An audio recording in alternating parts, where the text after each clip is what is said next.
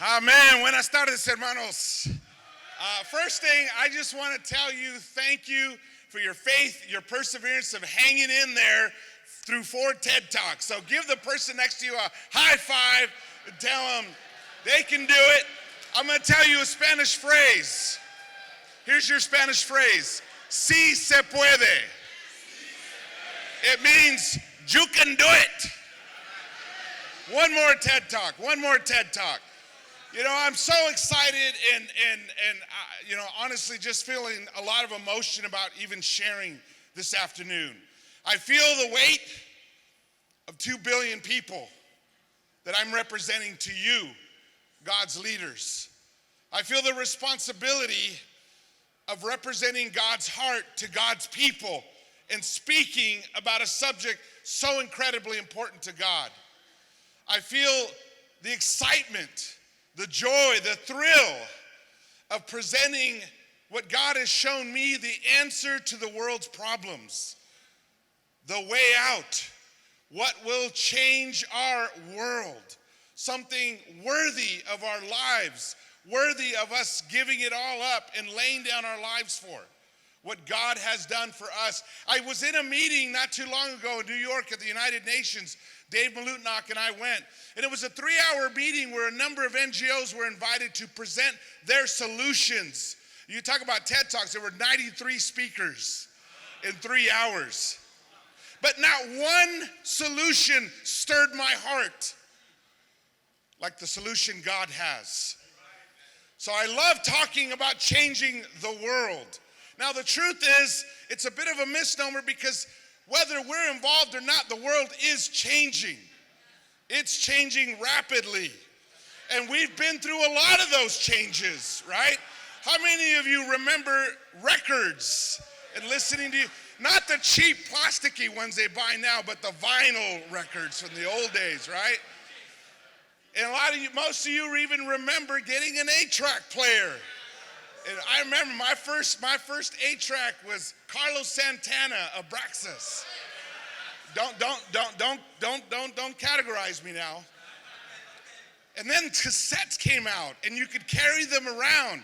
I found an old cassette. I was excited to hear a sermon, and I realized I don't even have a way to play the cassette anymore. And then, whoa, the world was changed with CD players. And all of a sudden, the sound was crystal, but some of us still miss that silent of the LP, right?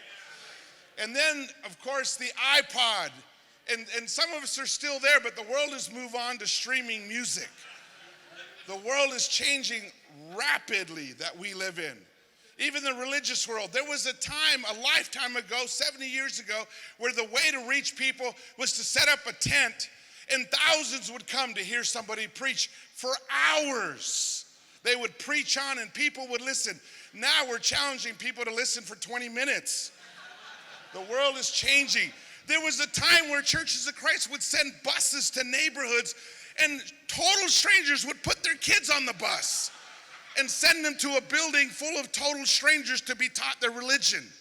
And it was effective, and lots of people became Christians that way. Now, who would do that now? There was a time where the cutting edge was film strips, and they were taught of how to be saved through film strips. It was cutting edge technology. If I pulled out a film strip now, you'd laugh me off the stage. The world is changing, and we are in the middle of that change. We're trying to figure out our way forward. We're trying to figure out how do we stay on the cutting edge, because there was a time we felt we were on the cutting edge. We were on the cutting edge. We were redefining Christianity. We were changing the world, but we haven't felt that in a while. We've been trying to figure it out. We're looking at structure. We're looking at organization. We're looking at what do we need to do? How do we need to change? We are in a new century. We are missionaries in that century. Raise your hand if you were born in this century. We all come from a past century. The world has moved on. The world has changed. But that's okay because we're missionaries. That's what we're supposed to be. We're not supposed to be of this world. But we have to recognize that the world has changed. It's a different world. Nobody's asking what your belief about baptism is anymore. They don't care what you think about baptism. You could tell them baptism means stand on your head at the beach, and they believe you, and they'd do it anyways. There are other questions people are asking today because the world is changing dramatically. The world is changing politically. We see it all around us. The world is changing economically. We feel it all around us. The world is changing in religion. And it's affecting all of Christianity. We're not the only ones struggling here. We're not the only ones trying to figure out how to be effective and grow. The mainline denominations of Christianity are feeling it. 1983, when I became a Christian, they had a 30% attendance rate. Today, it's a 15% attendance rate. Every Sunday in the United States, 700 churches close their doors. Christianity is struggling. Religion is struggling. The main Protestant denominations have watching a steady decline as droves leave their churches because they don't see a reason to stay. They don't feel inspired or moved or anything that moves them to give their lives. Even the Catholic Church, who could sustain itself through large families, it can't do that anymore. And they're losing droves of people. All of Christianity is feeling it. The world has changed. They're struggling. The population in general of the world is trying to figure out what is its religion. What is the place of religion? Religion in general has gotten a bad name because of terrorism and the damage that causes. But also even among Christianity because of self-righteousness and judgmentalism. You know, if there's a Christian in a movie, that's going to be the weirdo. That's going to be the one nobody likes and they hope he gets eaten by the monster or dead somehow quickly. Because it's how the world sees Christians. And we're struggling. I mean, let's be honest. We're not happy with these stats. This was last year's report. We know there's something not right here. We've got to be more effective than this. We've got to be able to have a bigger impact in this. And the world is asking Christians, the world is asking Christianity, are you relevant? The question is out there, is Christianity relevant anymore? Or is it a thing of the past that has moved on? And if you're like me, the question itself bothers me because I know that God is relevant. I know Jesus is relevant. I know Jesus makes all the difference in the world. But that's not the question. The question is your religion relevant? Is Christianity making a difference anymore? What is the impact of Christianity in this world? What is our impact in this world? Not only the world is asking this, our own members are asking this. Our millennials are asking this. Our children are questioning us on this. What is the personal impact of your faith? What is the community impact of your faith, of your church? If your church disappeared in your city, would anybody in your city even notice? Would they be aware that the Christians disappeared? Our kids are asking us, they're asking, what do we believe about the current issues in the world? About political, racial, social, about social justice, about poverty. Those are all questions that measure impact. What difference are we making? How relevant is my church in the 21st century? I know how relevant it was in the 80s and in the 90s, but what about now? What difference are we making? Is relevant important? Well, ask the leaders of Kodak. Ask the leaders of Blockbuster. What happens to an organization that becomes irrelevant? It disappears. I think there's one Blockbuster left in Alaska somewhere. There was a time where if you wanted to see a movie, you had to go through Blockbuster. If you wanted to look at a picture or take a picture, you had to go through Kodak, but they missed the change. Somebody at Kodak didn't think digital media was important. Somebody at Blockbuster didn't think streaming and the internet would really make that big a difference. There are people who still think that way, even in religion. And it's why churches are losing people in droves. They don't know how to adapt to the changes. One of my favorite quotes is it comes from an article in Harvard Business Review. Companies that enjoy enduring success have a core purpose and core values that remain fixed, while their strategies and practices endlessly adapt to a changing world. These are the Googles, the Facebooks. These are the Macs, the Apples, the ones that stay out there because they're watching what's happening in the world. And they're changing with it. Best example, the Apostle Paul. Look at the difference between Paul's sermon in Acts 17 and Peter's sermon in Acts chapter 2. The audience that Peter preaches, Jews from all over the world, it's a classic sermon style. He's quoting the prophet Joel. He's quoting Psalm 16, Psalm 110. The topic is Jesus and salvation. Now with the same topic, in Acts 17, we see Paul at the Areopagus, totally different audience. This time he's speaking to Epicurean and Stoic philosophers. He knows his audience. Paul's a missionary. He's using rhetorical argument. He's not quoting even one scripture. He's quoting the philosopher Epimenides and Cilician Stoic philosopher Aratus. He's using their own quotes, their own arguments. Same topic, resurrection and Jesus, although he never mentions Jesus by name.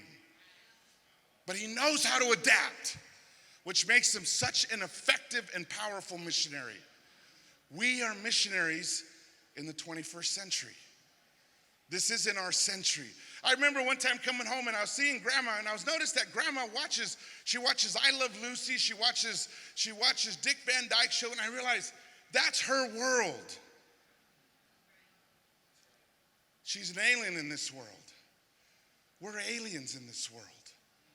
We're missionaries though. Now here's the good news, not all churches are declining. There are the Googles and the Apples and the Amazons of the religious world. You know what they're doing? They're adapting. They're figuring out what connects, what moves people, what inspires people. How do you fill up a room with millennials? What is significant? What is relevant to others? And a lot of them don't even have their core values identified, but they're able to connect.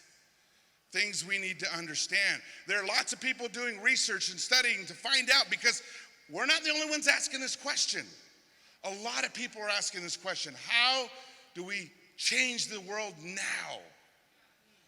Now, I love this. The last report came out, big study. There's several groups that do these studies. Outreach, Barna Research, U.S. Religious Landscape Survey, the Pew Research, the Center Forum on Religion and Public Life. The last study that came out studied the top 100 growing churches, and guess what was number one that they have in common? Knowing and serving your community. Number one, they're relevant. They make a difference. They make a difference. And why is this so important? Because it's our core value. God says in Micah 6:8, He has shown you, O mortal, what is good. What does the Lord require you? To act justly, justice. To love mercy, compassion. And to walk humbly with your God. To be humble. To be so humble that God can whisper in our ear, turn to the left, and we turn to the left. To be so humble, we're seeking God for His direction, and we are building sails, not oars, so that God can lead us. These are the core values of our religion. This is what God challenged the people of Israel, telling them, get back to this. It's not about more sacrifice. It's not about more contribution. Those things are important, but this is our core value. Does the world know us for these core values? When the world thinks of us, is this what the world thinks of? And it wasn't just God. Jesus picked up the same message. In Matthew 23, he tells the Pharisees, the religious leaders of the day, he basically tells them, you missed it. You strained out a gnat, but you swallowed a camel. You missed the most important things. He says, you've neglected the more important matters of the law. Justice, again. Hot topic today. Are we talking about it? Mercy, compassion, faithfulness. I love that Jesus tweaks it. Humility, faithfulness, same core, same root. Listening to God and obeying Him. having a heart full of compassion that doesn't just say I love you, shows I love you. The Lord cares is the bottom line. He cares about not just what's happening in this room, but he cares about what's happening to the whole world. Here's the challenge I've faced in the last 3 years. God has given me a tour of the world. I've seen the worst of it. The worst shacks in South Africa, the worst poverty of Cambodia, in Asia. I've sat in tents with refugees in Turkey, in Europe. I've seen the worst in the United States, in Latin America. And what God has taught me so much about this. He has expanded my understanding of who he loves and who he cares about. And he has shown me he cares about them as much as any of us cares about our children. They may not know him. They may even call him the wrong name. They may even misunderstand him. But he loves them because they're his children. He has shown me, and he's also taught me from being at home that every one of my children are important, right? We all feel that. We love every one of our kids, no matter where they're at spiritually, no matter how they're doing. We love them. We would do anything for them.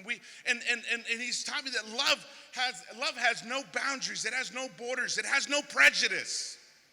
It's limitless. Love never fails. This is why a class like diversity is so important, because it shows our real love. This is why helping the poor is so important, because it shows that we're God's people and that we care. You know, at the Reach conference, I shared about reaching out to refugees. You know what happened? I got a ton of hate mail. I got emails from people. Why would you speak for Muslims? Why do you care about helping the enemy? And it showed me our limitations of love. These are all God's children. When my child is sick, I love my kids. There isn't anything I would do. Of course, the most important to me is they know God, they love God, they be with God. I don't ignore their physical needs. I don't ignore their emotional needs. I meet whatever need they have, because why? Because I love them. I care about them. This promise that we grab a hold of all over the world, it's not just for us. It's for everybody. It's recorded. Yeah, I know, Jeremiah preaching the people of Jerusalem, but it's recorded so we would know God's heart. I want to challenge us in our understanding of God's love and who he cares about. He cares about everybody. He cares about all of them. Muslim, Hindu, Buddhist, Jewish, Christian. They're all his children. And how much more he must hurt, as I have watched my kids at different times struggle through their spirituality. If I watched my daughter walk away with her boyfriend and have to love that boyfriend who I felt was an enemy, and how that love, and Michelle was so great at exemplifying it for me, and change my heart and repent of my prejudice and win them back and see them be restored to the Lord again, because they knew they were loved, period. Not if they did the right things. And God has shown me how much he loves all of us. Jesus said, which of you, if your son asks for bread, will give him a stone? Or if he asks for a fish, will give him a snake? If you then, though you are evil, love that line, know how to give good gifts to your children, how much more will your Father in heaven give good gifts to those who ask him? So in everything, do to others what you would have them do to you, for this sums up the law and the prophets. What sums everything up? Love. Showing that love. Exercising that love. Reaching out. Overcoming boundaries. Caring about others hurting and suffering. Love is not an event. It's not a program. It's not a one day a year exercise in serving. Hope Worldwide, it's just a vehicle. It's just a vehicle for us to show the world God's love. That's all it is. It's a way for us to show the world with our deeds so that God would be glorified. James said, if one of you says to them, go in peace, keep warm and well fed, but does nothing about their physical needs, what good is it? What good is it to talk about love and not get out there and serve? That's what our cities are asking us. That's what our kids are asking us. How many times have I heard it over and over and over? Kids that are lukewarm towards the church, they're not that fired up. They go on a youth corps, they come back transformed. They come back ready to give their lives to Jesus because now Jesus makes sense. It wasn't an argument about baptism. It wasn't a doctrinal position. As important as those are, that's not the core value. It was love that transformed their hearts. We're all here because somebody loved us. The world needs to see it. Never before has it been more true, the old adage, people don't care how much you know until they know how much you care. Jesus had to change the mind of the religious leaders. So he told parable after parable, the Good Samaritan, don't be the people who cross the street. Be the people who stop and help. Don't be the ones who ignore the hurting and the poor and the blind. The rich man and Lazarus, don't be the one that though God sets the poverty right in front of you, you're too busy. Don't be the one who fails to see the need, the sheep and the goats. I don't want any one of our people to not make it because they ignored the poor. But it is the message of these parables. Care enough to take action and show the world God's love. The image that the early church had, there were no needy persons among them. That was their reputation. They changed the world. I don't have time to read you all this, but it basically says the world knew the church for its love and service to the needy around the world. Why? Because people who care. They take action. They serve. They love. The 21st century is looking. Jesus is not done with us, right? God's not done with us. The call of serving the poor is a call to step forward in our Christianity, is to redefine it for this century, to show the world. And I close with this. To who does this matter? To the millennials? Yep. To our kids? Yep. To our grandkids? Yep. To the universally respected principles of even pagans. They can't criticize pure religion. The early church did it. God said it. Jesus is the way. I met a man, young man, from a country I can't tell you, who grew up in a religion I can't tell you about, but he grew up hating Christians. He was trained to make bombs and hurt Christians. He was sent into a hope project to spy on us and to hurt us. He was so moved by the love of the brothers and sisters towards his people and his religion, it melted his heart. He studied the Bible, he got baptized, and he works for Hope Worldwide today. The power to change lives. God bless you.